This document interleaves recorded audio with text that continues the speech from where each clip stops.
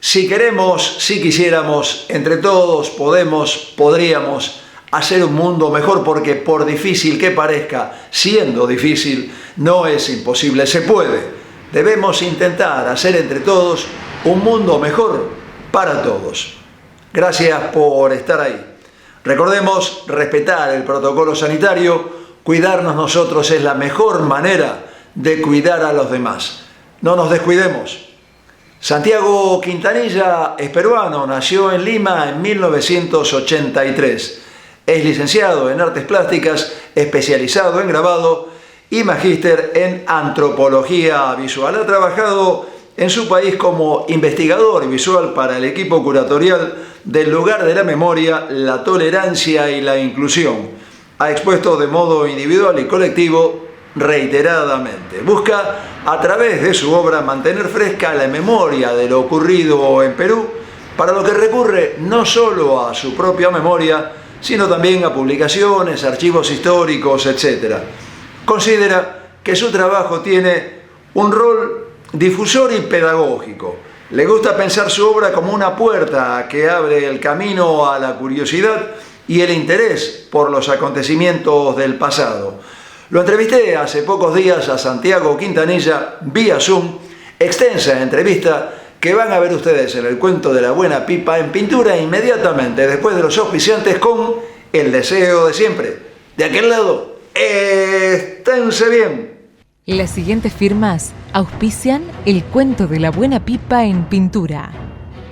Artística New Plenty, distribuidora mayorista para artistas y artesanos.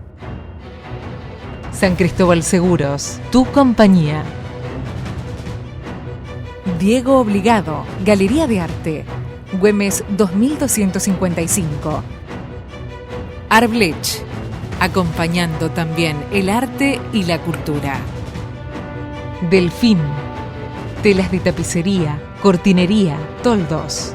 Centre Catalá, 118 años con la cultura de Rosario. Norberto Moretti, clases de dibujo y pintura. Salta 2969, departamento 3, teléfono 438-5867. Te recibiste de licenciado en Artes Plásticas, sos magíster también en Antropología. ¿Cómo se fue dando esto? ¿Cómo hiciste ambas carreras simultáneamente, una después de la otra? Bueno, yo empecé con arte en el pregrado. Hice la carrera de Bellas Artes en la Universidad Católica, en la Facultad de Arte. Yo me especialicé en la disciplina del grabado en la escuela, una carrera que me tomó entre que llevaba algún curso, me faltaba otro, alrededor de 8 años. Y aquí luego tienes que hacer para ser licenciado, es decir, para tener la licencia, eh, tienes que hacer una tesis, y eso me tomó algunos años más.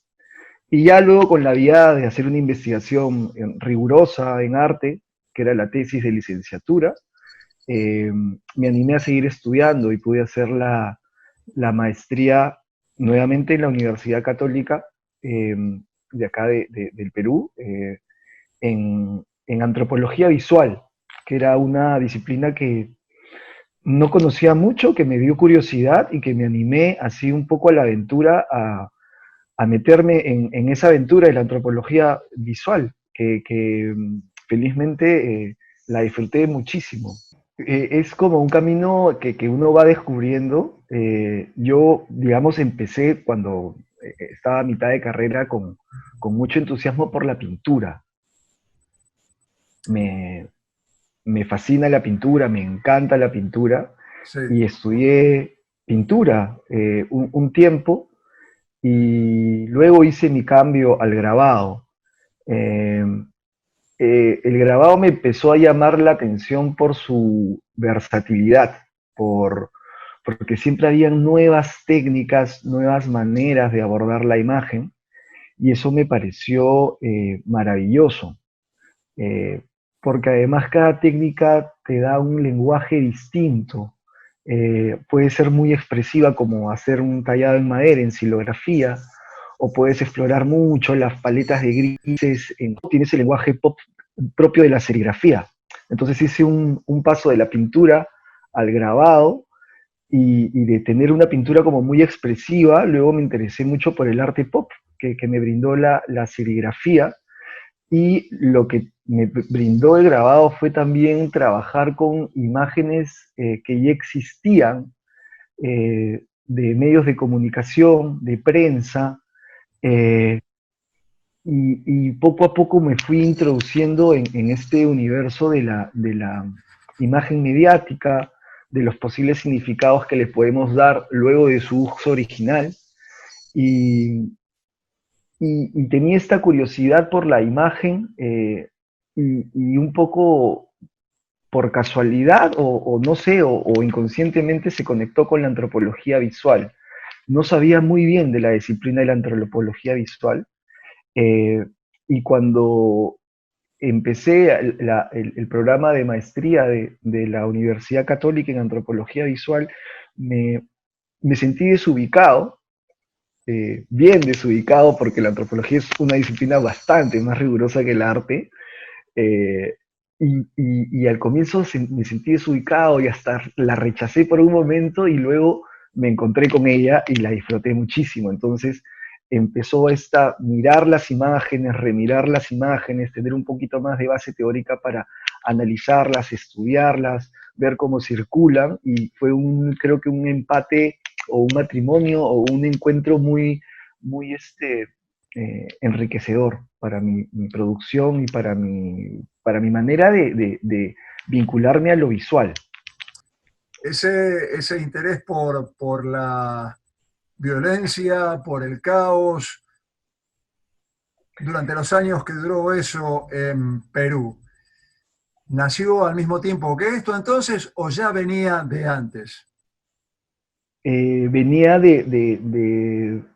o sea, lo que ocurre en la formación que teníamos acá en la Facultad de Arte de acá en Lima era que los primeros años de la carrera uno se dedica, digamos, a aprender el oficio. Claro. Y tenemos ejercicios, digamos, de composición, de abstracción, de estudio del natural, ¿no? Y los últimos años ya digamos que es el momento en el que tú desarrollas tus propuestas personales, ¿no? Entonces, ese es el final de la carrera que yo empiezo a explorar un poco en mi memoria, eh, pero no sentía que era necesariamente hablar de mis sueños o de mis recuerdos muy personales, sino quería, tenía esta necesidad de vincularlo a unos recuerdos que también implican al colectivo, ¿no? Y eso toca mucho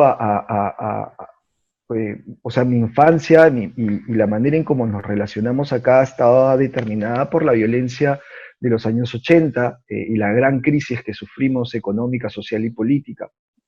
Entonces era algo que estaba latente en mí, en mis recuerdos, en mi memoria, y era algo de lo que se empezaba a investigar de manera seria como política de gobierno, porque estaba la Comisión de la Verdad en ese tiempo, que presenta su informe en el año 2003. Entonces es como un momento en el que empieza a permitirse hablar y discutir del tema. Y, y yo encuentro ahí un camino que primero empieza por una curiosidad enorme, por desentrañar estos recuerdos que cuando los recibes cuando eres niño es como muy polarizado. Hay individuos malos y hay individuos buenos, así como lo recibes cuando eres niño, ¿no? Eh, y ya siendo estudiante empiezo a destejar la madeja y con la información que surge eh, del informe y lo que empieza a salir en medios, te vas dando cuenta que la cosa es bastante más compleja. Y, eh, y encuentro ahí un camino para expresar las contradicciones en las que implicaba crecer como niño en un ambiente tan complejo. en ¿Y un ambiente tan cuál complejo. fue tu imagen primera entonces, antes de llegar a este descubrimiento? ¿Tu imagen primera con el grabado, habías hecho muestras anteriormente de grabados? Sí, había hecho bastantes muestras colectivas, pero creo que la que es una primera exploración en lo personal y en lo colectivo es esta exposición que se llama Lo mejor está por venir, que son un conjunto de planas de periódicos intervenidas con historietas. Es un poco de todo, porque es un autorretrato también, porque es un conjunto de planas de periódico, una, que, una plana que es representativa de un año. Entonces elijo una plana por cada año de mi vida. Yo nací en el 83 y la primera plana que reproduzco es una de un apagón en 1983 y la última imagen de la serie es una imagen del 2007, que es cuando concluye el proyecto, ¿no? Entonces es una plana por año que describe las crisis sociales del país que están invadidas por violencia subversiva, ataques terroristas, asesinatos por parte de las fuerzas del orden, incluso hay tragedias climáticas como el fenómeno del Niño, que Lima se inunda en un sector, o pandemias, porque tuvimos, no pandemias, pero epidemias, tuvimos la epidemia del cólera aquí en el año 91, entonces son estas eh, imágenes que se me quedan grabadas de niño, porque empiezo como el primer motor es recordarlas y buscar las imágenes que acompañen mis recuerdos, ¿no? Y, y la idea era como poder también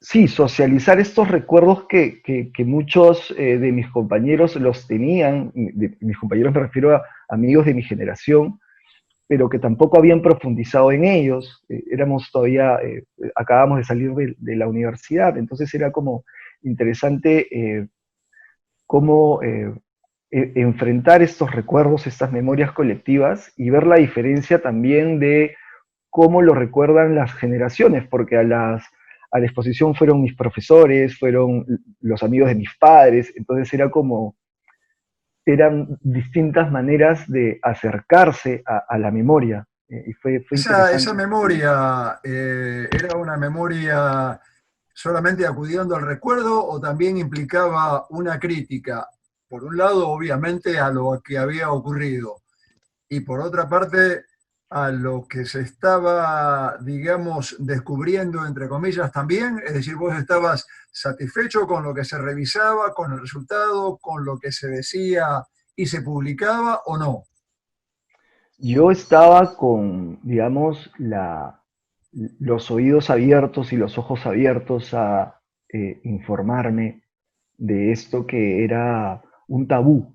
Eh, entonces, creo que yo de alguna manera, bueno, lo digo ahora, recién lo pienso ahora, era una suerte de apoyar la discusión de estas memorias con un granito de arena, que en este caso era un proyecto artístico, pero sí era permitir que el arte nos ayude a entrar a discutir aquello que no se ha querido discutir, mirar cicatrices que no se querían ver o que no se querían reconocer, porque lo que tiene la dureza digamos, de la investigación es que es un informe muy duro, es un informe muy riguroso de más de, 10 tomos o 12 tomos, eh, que afortunadamente tuvo una exposición fotográfica, es decir, Sección de la Verdad tiene una exposición fotográfica que acompaña el informe. Entonces dan este primer paso como política institucional de poder socializar los hallazgos a partir de imágenes de prensa que tenían un corte muy artístico. Y eso es algo que a mí también me toca, esa exposición. Esa exposición se llamó Yuyanapac, para recordar, que es una palabra en quechua que significa para recordar. Entonces, esa exposición fue el gran motor del informe de la Comisión de la Verdad. Fue, digamos, la versión visual de este informe. Y cuando yo asisto a esa exposición, me sensibiliza mucho y me da pie a yo seguir investigando y encontrar este camino del arte eh, para ver lo que no se quiere ver, para socializar aquello que no se quiere conversar. Contame, por ejemplo, cómo combinás tus conocimientos de antropología, tu acceso a los archivos, a los diarios, con tus conocimientos artísticos. ¿Qué herramientas utilizás? Eh, ¿Todo no, junto, de a poco? O sea, digitalizás, te apropias de las fotografías, las intervenís, haces un grabado a partir de... ¿Cómo haces? creo que es lo primero digamos, primero viene la idea. O sea, la idea viene en cualquier momento. A veces es trabajando mucho, surgen y se elaboran las ideas, ¿Y lo pero a técnico? veces, y lo técnico lo voy, digamos que ya tengo un método. Entonces sale la idea y lo que hago es buscar información sobre aquello que se vincula a esta idea, ¿no? Eh, una vez que tengo la información de Internet, busco fechas específicas, busco datos específicos y busco bibliografía o publicaciones al respecto. Eh, escaneo la información, escaneo los textos, escaneo las imágenes en alta, en baja, y juego ahí con el escáner y los medios tecnológicos. Es decir, puedo escanear algo en muy gran resolución o para imprimirlo en pequeño tamaño y esa impresión pequeña volverla a escanear porque me permite generar nuevas texturas, nuevas tramas que me interesa que se vean en mi trabajo. Eh, y una vez que tengo esa imagen resuelta digitalmente, paso a la serigrafía. Me gusta mucho la serigrafía, trabajé mucho tiempo con serigrafía y, y ya viene el proceso técnico propio de la serigrafía, quemar las mallas, ver que la exposición esté bien, hacer pruebas de color y luego el proceso de impresión propia, ¿no? Algunos trabajos se resuelven digitalmente, digamos, resuelvo la idea, la propuesta visual en la computadora y simplemente ejecuto la parte física, y en otros casos sí voy en lo físico descubriendo la imagen. Depende un poco el proceso en el que esté en el momento. Pero sí trabajo mucho en digital y mucho con las texturas que me da propia o sea, el medio. Pasarlo de analógico a lo digital, volver a escanear, volver a ampliar, hacer un trazo, volver a escanearlo y ampliarlo. Eso me interesa mucho. Y el trabajo con el archivo es parte de eso, es explorar el archivo en todas sus posibilidades visuales. ¿Tenés acceso a archivos determinados o tenés un archivo propio? Lo he ido construyendo. Bien. ¿Y Empecé yendo a la hemeroteca nacional, ahí están los periódicos de muchos de los periódicos que se han publicado en esas décadas y luego a partir de otros trabajos accedí ya a archivos de los medios mismos, llamar al periódico para conseguir una foto porque ya no la quería impresa en el papel del diario, sino la quería en mejor resolución y así de a poquitos me he ido haciendo de un archivo que ha ido creciendo y espero que siga creciendo. cuando haces esas serigrafías, la cantidad que haces, la cantidad que tirás, ¿cuántas son? ¿10, 20, 100? Eh, he ido, yo usualmente hago tiradas cortas de 10, eh, porque es un tema estar guardando copias y copias y copias, se ocupan mucho espacio. Si fuera por mí, yo haría 50 de cada una, pero es un problema de espacio, e incluso ya en las últimas producciones, como las de Naturalezas de Muerte, sí hice copias únicas en algunos casos, ¿no? ¿Y cómo es recibida, digamos, por el público en general, tu obra? ¿Cómo es recibida por gente que puede estar en la política, en los medios? ¿Has tenido encontronazos? ¿Has tenido aplausos, palmadas, felicitaciones y también algunas controversias y peleas? Eh, felizmente no he tenido peleas. y, y es diferente, depende de dónde lo expongas, es decir, cuando se exponen en galerías comercial, la cosa es muy comentada en el circuito propio del arte, digamos, del circuito artístico de las galerías. Es diferente cuando se vuelve a exponer en un centro cultural o con iniciativas alternativas. Muchos de estos trabajos los he expuesto con una propuesta de unos colegas artistas e investigadores que tienen el Museo Itinerante Arte por la Memoria, que lo que hacen es montar exposiciones en plazas, montar exposiciones en colegios, montar exposiciones donde tengan la disposición de socializarlas y el espacio para socializarlas. Y las he expuesto en la calle con este colectivo. Y en la calle te encuentras a otro público que sí por ahí te dice algo mucho más fuerte, o que por ahí realmente ves que están entendiendo la obra incluso más que una galería de arte. Posiblemente vos te trates de dirigirte a un público que tenga que ver más con ese, ¿no? O sea, a quien se me ocurre que tenés que tener la idea de crear conciencia en aquello que vos estás canalizando a través de tu arte. Querés que la gente lo entienda de ese modo más directo. A lo mejor en una galería de arte se entiende también por ese lado, pero más se lo ve por el costado artístico. A vos te interesa las dos cosas y seguramente el público que puedas encontrar en un lugar cultural o en la calle es absolutamente distinto. Lo que ocurre también es que es complicado encontrar espacios alternativos, Claro. pero ahí se van gestando y he tenido la gran fortuna de que se me invita a veces a colegios a hablar, o en la universidad misma invito, se genera un conversatorio y hablo de mi obra. E igual en las exposiciones, incluso en galerías privadas, siempre hay conversatorios y es el momento que a mí me parece más valioso, es decir, casi nunca creo que he expuesto algo si es que luego no he hecho una charla o una mesa para continuar con el diálogo de mis obras. Creo que es fundamental, al menos para mí en mi trabajo, poder hablar de los temas que suscitan las imágenes. ¿Y la crítica cómo te trata? Y depende, porque, por ejemplo, la crítica de arte, un poco que no me hace caso, por ahí algún comentario, pero en el ámbito de las ciencias sociales sí se ha hablado mucho de mi trabajo.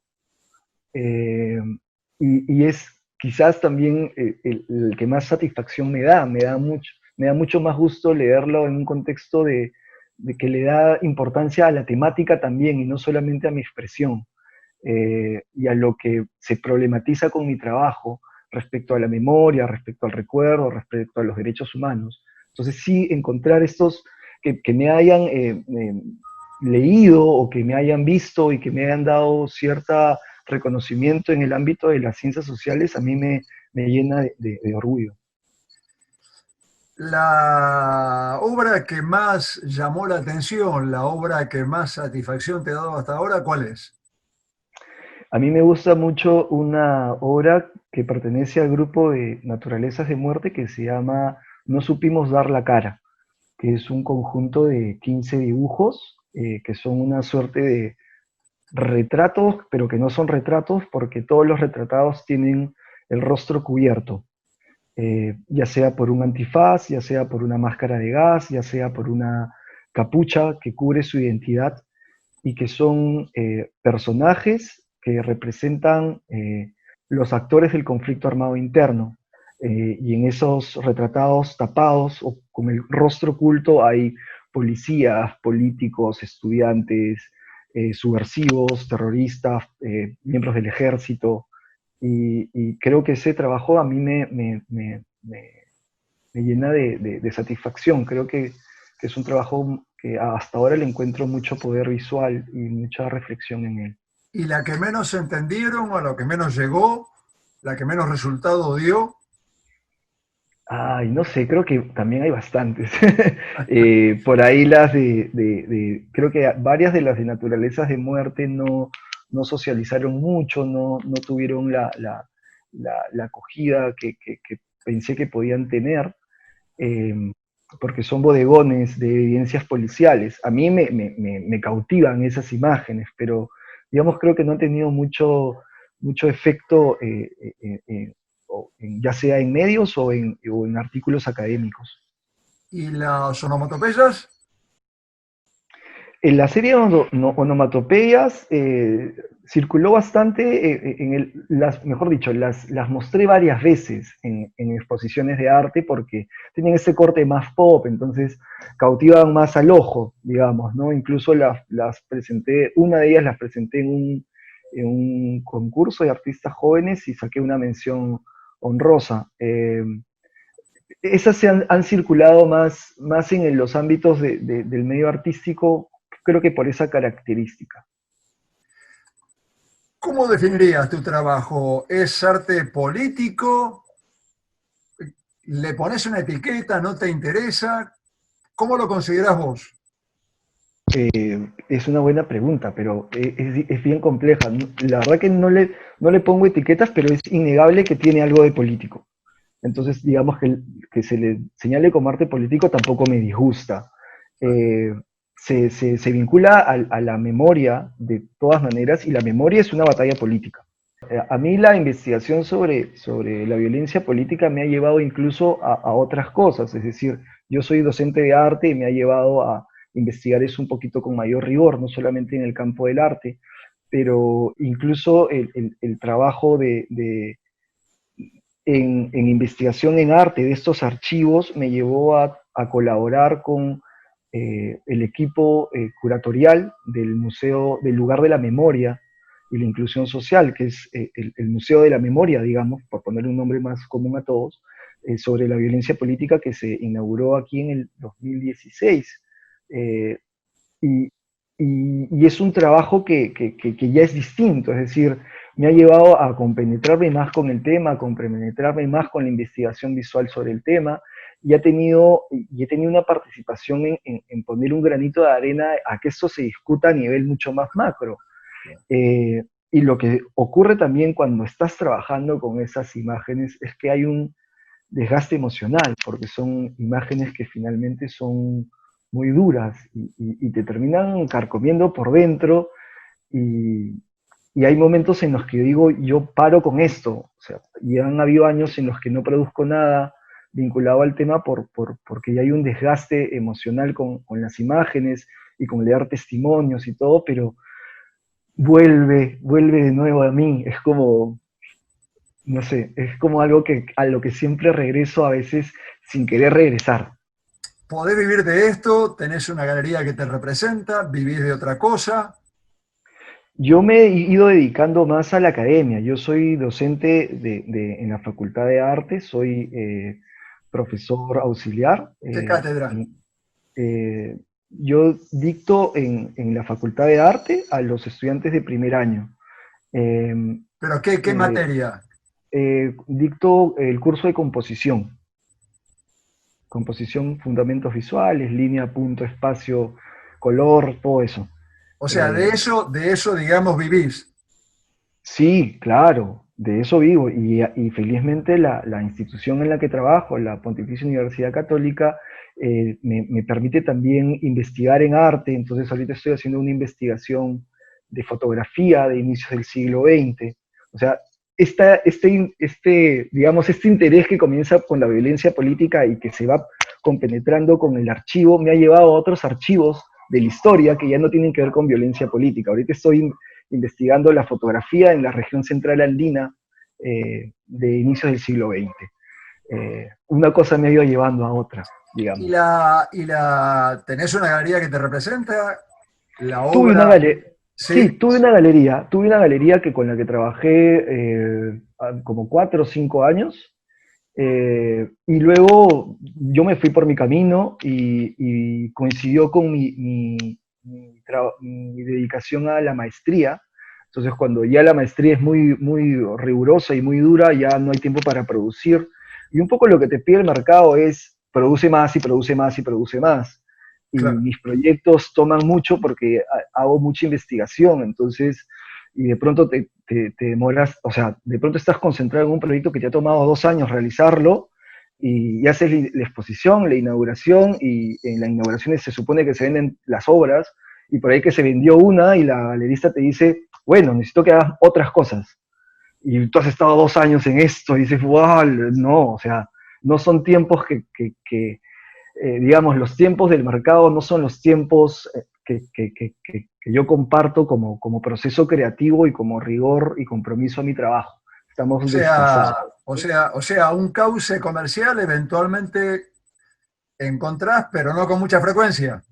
No, no con mucha frecuencia, y ya las otras cosas vienen, digamos, por que mi trabajo ha sido haciendo conocido y por ahí alguien me llama directamente y me dice, me interesa un trabajo tuyo, ya no a través de un representante.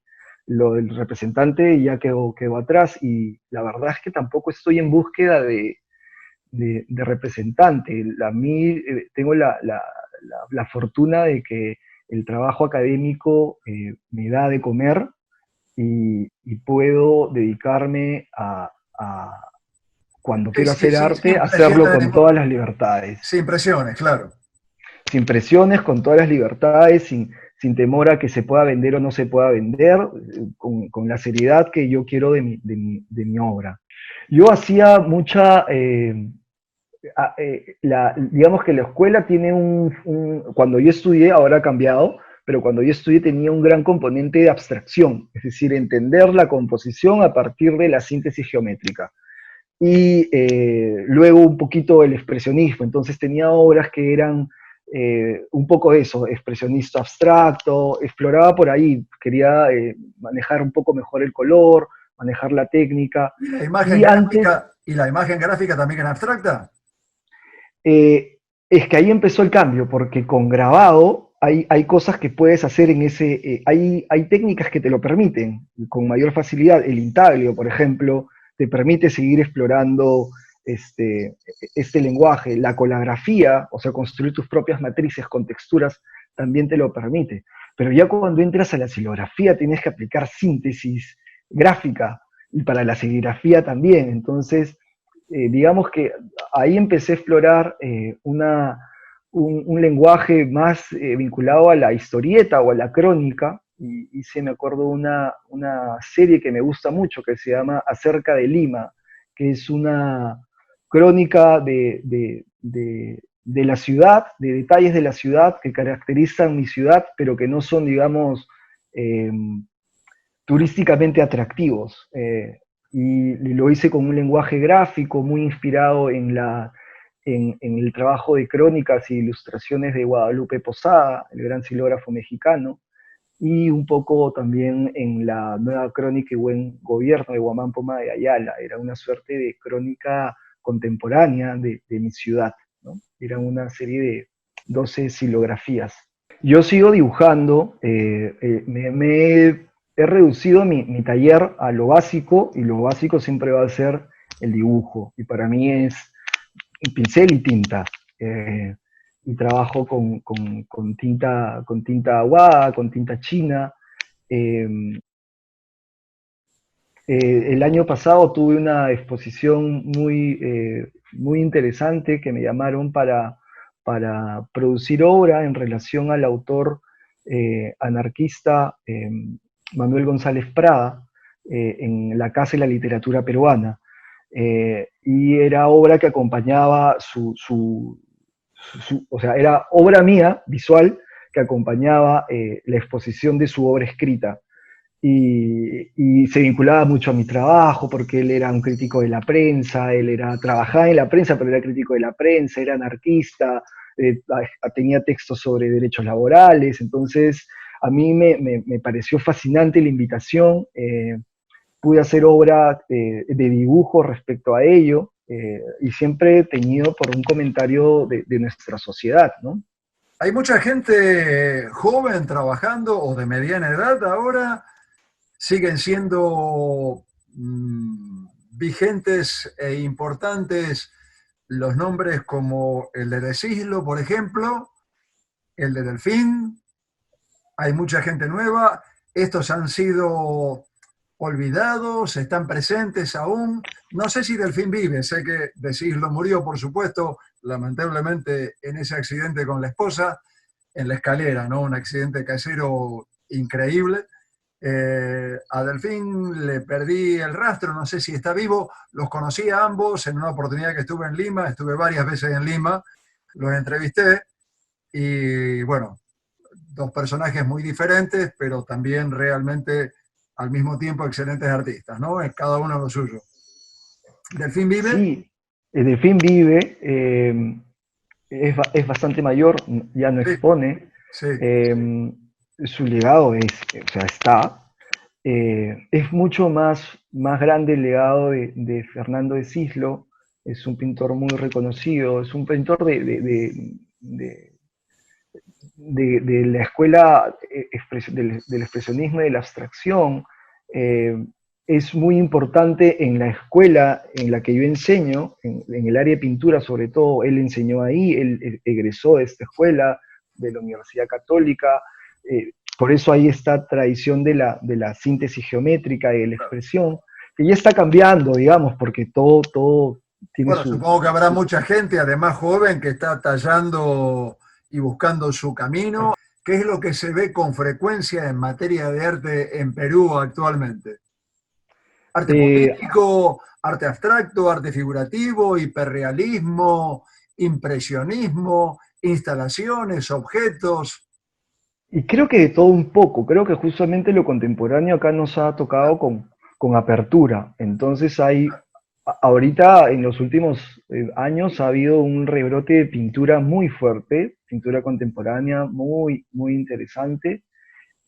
La instalación ha bajado un poco, pero ya se piensa más que en instalación como pieza, se piensa, digamos, el montaje de la exposición de forma un poco más instalativa y espacial, donde se combinan obras bidimensionales con proyecciones de video y trabajo en volumen. O sea, hay de todo.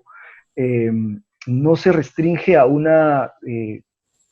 medio, sino más bien a lo que van requiriendo los proyectos. Y hay producciones muy potentes aquí, hay trabajos muy interesantes, hay artistas de muy buen nivel, a mí me gustan muchísimo cosas que se hacen aquí, en de mi generación, de generaciones más jóvenes. ¿A quién admiras vos en el mundo del arte, en cualquier momento de la historia del arte? ¿Ahora, ayer o en el, no sé, cuando quieras? ¿Quién A es mí, un referente tuyo? ¿Quién sería? ¿A quién admirás especialmente? yo voy para varios caminos, o sea, a mí me encanta la pintura de Lucian Freud. Me fascina ver la pintura de Lucian Freud. Me encanta ver pintura de los Francis Bacon. Acá hay pintores maravillosos. A mí me gusta el trabajo de Fernando Huanchaco Gutiérrez. Creo que es un artista excelente. Y también me gusta el videoarte o el videoensayo. No lo sé. El trabajo de Ito Steyer me parece fascinante. Cosa que también eh, vos hiciste, vos también has hecho videos. sí. El trabajo de Harun Farocki me parece extraordinario. Me gusta también el trabajo de investigación sobre la memoria y sobre el recuerdo que tiene de Atlas Group. Eh, es, o sea, voy para varios lados, Está bien, está desde bien. las muy bellas artes hasta lo muy contemporáneo me gusta. ¿Cómo se vive políticamente y a nivel ciudadano, cómo se vive el tema del COVID? Ahí estamos muy preocupados todos por la situación. Eh, para mí, digamos que la pandemia ha sido como un gran ventarrón que se ha llevado la pica pica que cubría la cloaca. Es decir, el discurso neoliberal siempre ha dicho que estamos bien económicamente, y la pandemia lo que ha develado es que es sumamente frágil porque no tenemos un estado de bienestar donde nos podemos dar abasto para atender la salud de la gente. Antes de empezar la pandemia estaban contando las camas UCI y en el primer conteo, contando todas las camas de cuidados intensivos del país, creo que teníamos 251 camas, ¿no? Entonces, creo que es eso, o sea, nos ha develado tal y como somos estructuralmente, donde el que te puedas comprar un carro no asegura que seamos un país que está saliendo adelante, porque no se cubren los derechos básicos, que es salud, buena salud para todos. Pero entonces la cantidad de muertos ha tenido que ser enorme o se modificó esa cantidad de camas. ¿Tuvieron la Se fue, manera de crear un poco más de infraestructura sanitaria? sí, se fue creando, o sea, el gobierno ha hecho todos sus esfuerzos para combatir, digamos, logísticamente lo que implica la pandemia. Yo ahorita no sé en cuántas camas ya están, pero hasta donde seguí, digamos, el conteo, ya habían más de 1000. ¿Y la Eh, gente es se decir, cuida? y la gente se cuida y no se cuida, porque, digamos, lo que también ha develado esto es que el plan digamos, de autocuarentena, de distanciamiento social eh, obligatorio, eh, permitía que la clase media comprara alimentos y se refugiara en sus domicilios, pero la gran masa de la población no tiene refrigeradoras, entonces no puede guardar alimento, entonces tenían que salir todos los días a buscar alimento. Y es gente también que vive al día a día, entonces no podían hacer la cuarentena, porque si no se mueren de hambre. Entonces, como te menciono, Norberto, es como un ventarrón que nos ha develado como somos estructuralmente. ¿Considerás que el virus es una cosa que ocurrió o es un virus que fue creado a propósito? Ah, Eh, creo que no tengo idea. La verdad es que pienso ambas cosas todo el tiempo. Eh, Pienso que sí ha surgido por el hombre que va invadiendo áreas naturales, pero otro lado mío también me dice, eso también puede haber sido creado. ¿Y Eh, cómo crees, o sea, estás ambivalente, un día el péndulo va para este lado, otro día va sí, para otro lado, claro. confuso como casi todo el mundo? Sí, sí, completamente confuso. ¿Y cómo ves el mundo después de esto? ¿Cómo ves tu país? ¿Cómo ves el mundo? ¿Cuál va a ser el cambio? No va a ser igual, seguramente. Bueno, estuve viendo la entrevista que le hiciste al filósofo Mujica, que fue muy interesante, la disfruté mucho, eh, y claro, o sea, nos estamos enfrentando a nuestra finitud, o sea, es la muerte que nos está a la vuelta de la esquina, y eso nos lleva a repensarnos, pero es también saber que esta es algo que no va a acabar mañana, que no va a acabar con la vacuna rusa o la vacuna de Oxford. Es algo que probablemente va a durar mucho más y está afectando nuestros vínculos humanos, está afectando nuestros derechos fundamentales como de circulación, por ejemplo. Y a nivel Y creo que político hay y que... económico, ¿cómo ves que se viene el futuro? Para Perú oscuro, para Perú oscuro, oscurísimo, muy oscuro. Eh, Porque somos una economía muy informal. Digamos, el ciudadano de a pie es un ciudadano que trabaja como comerciante, digamos, compra y revende. Eso es mucho de los ciudadanos peruanos viven así, compran y revenden, compran y revenden, compran y revenden. Entonces, esto está afectando al mercado mundial y definitivamente va a afectar al trabajo de cada individuo. En las crisis todo se potencia porque nos volvemos más individualistas. O sea, eso sí es algo que me preocupa mucho, que el individualismo vaya más allá del individualismo y se convierte en egoísmo puro. Creo que justamente como estamos aquí en Perú, sin un sistema de salud social que pueda abastecer a sus ciudadanos, porque ha habido mucho individualismo y porque nunca se ha pensado que la salud es algo por lo que todos vamos a pasar, todos nos vamos a enfermar y tenemos que ser solidarios en eso y tenemos que construir un sistema justamente que ampare ello. Y Y hay una salud que cuida el Estado, hay una salud privada, hay ambas cosas o no. hay ambas cosas, hay ambas cosas. Y lo que suele ocurrir es que eh, el, el sistema, el sistema de salud aquí ya estaba desbordado desde antes. O sea, yo he tenido la experiencia de ir porque he tenido un ser querido que estaba enfermo y he estado yendo de forma muy seguida al hospital del Seguro Social, eh, y ya estaba colapsado. No me quiero ni imaginar cómo es ahora. Eh, el sistema de salud, digamos, público, ya estaba colapsado, ¿no? Ya estaba colapsado y estaba colapsado por digamos, corrupción, mucha corrupción, eh, y porque es un monstruo que no puede, no tiene tiempo para hacer autocrítica y limpieza. Es un monstruo muy grande, burocrático, enorme, entrampado. Entonces es un problema en sí mismo que yo este, admiro a quienes logran trabajar ahí en ese ambiente, ¿no? Si debieras hacer una breve autobiografía, ¿qué no podés dejar de decir de vos mismo? ¿Cómo contás tu historia brevemente? Eh, Diría que me interesa mucho la imagen. Soy un explorador de imágenes. Eh, el arte ha sido una piedra fundamental en mí, para comprender aquello que no es operativo, funcional en nuestra sociedad, pero que es importante y relevante, como es el recuerdo, como es la memoria, como es cómo nos vinculamos como humanos.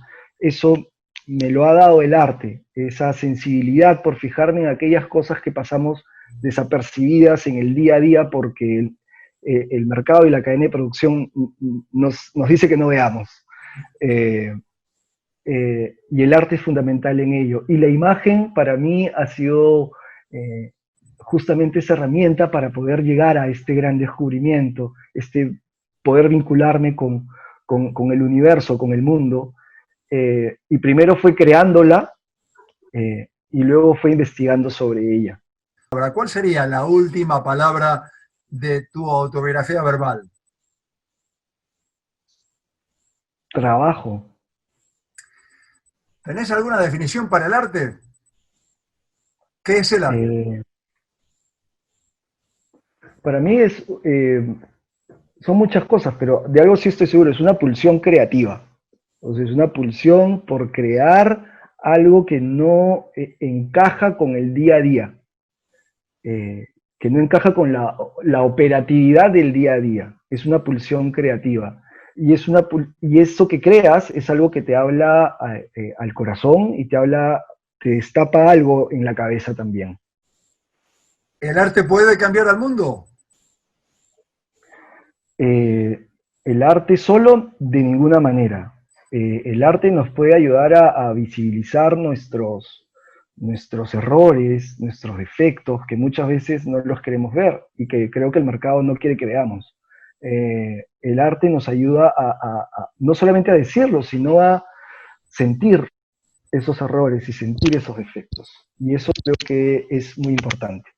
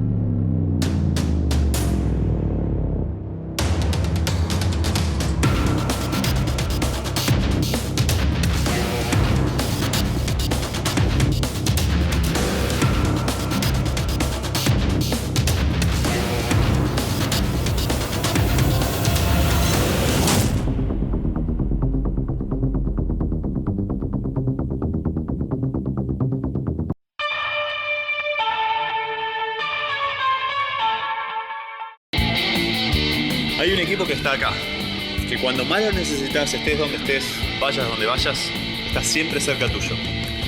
Yo soy de ese equipo. Asegúrate en la segunda, donde lo primero sos vos. Grupo Asegurador La Segunda. Les cuento que habrán disfrutado de la charla, de los comentarios de Santiago Quintanilla y por supuesto también de su trabajo. Les agradezco estar ahí. Recuerden que si queremos entre todos podemos hacer un mundo mejor. Nos vemos la semana que viene. Chao. Las siguientes firmas auspiciaron El Cuento de la Buena Pipa en pintura. Artística New Plenty, distribuidora mayorista para artistas y artesanos. San Cristóbal Seguros, tu compañía.